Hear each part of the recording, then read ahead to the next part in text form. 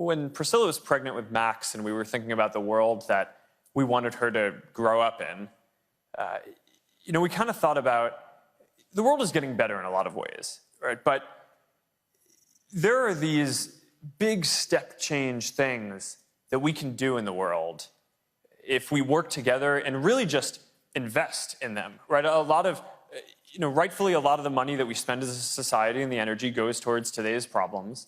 But, we all want the next generation of people to live a much better life than we've had the ability to.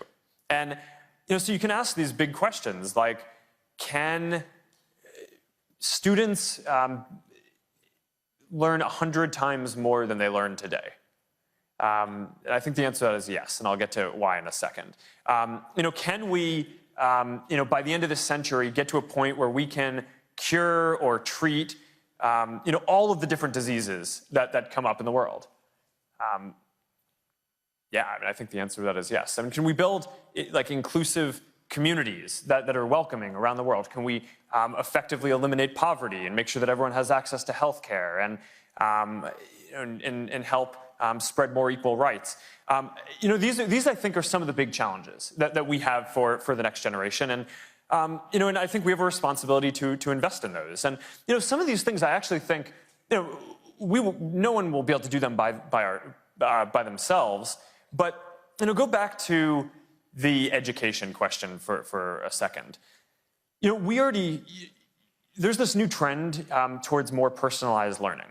All right, so now that we have the internet and different tools to learn, some kids learn better by watching videos, some learn better by reading, some learn better by practice problems, some learn better by collaborating with other people or working independently.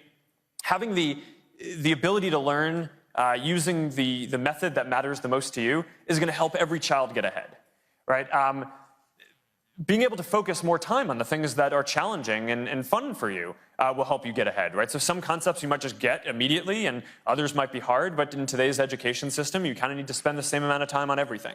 So making it so that the education can be personalized for each person is going to be a big difference. And there are already some early studies put out by the Gates Foundation that show that even for the first set of personalized learning schools that are out there, there's probably dozens today, but not hundreds or thousands. The outcomes can be as much as 50% better a year, right? Which means that if you do 50% better 12 years in a row, then that's actually 100 times better in terms of compounding. So, if we can help do our part to make sure that these kind of new tools for teachers to do an even better job of what they love and care about every day and come into work to do, and empower students to learn what they care about, then I don't see why we wouldn't be able to get to a world by the time that our children grow up where people can learn and experience 100 times more things. Or take health. Medicine has only really been like a real science, right, for maybe about 100 years.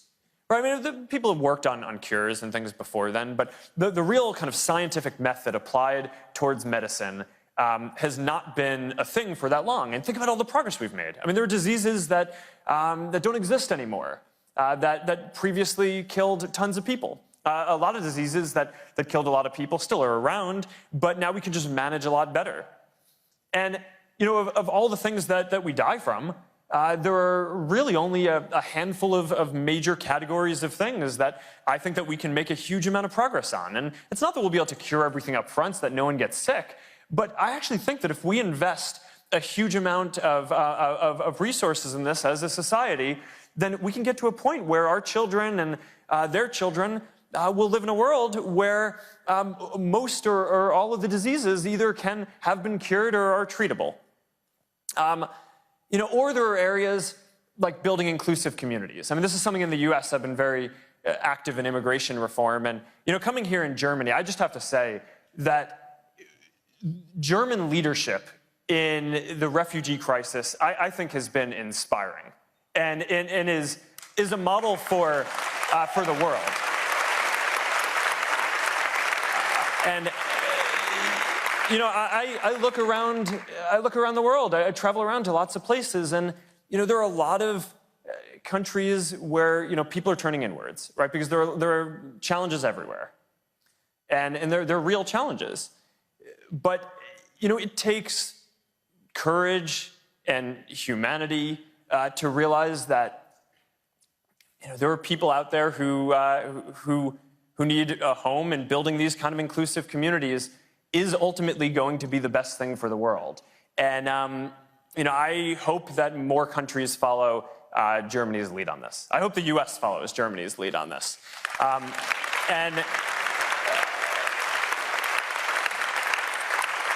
If we in our philanthropic work can play even a small role in trying to help encourage folks around the world to achieve these things, which I really do think are possible, maybe not within our lifetimes, but hopefully within our children's, then think about how awesome that's going to be.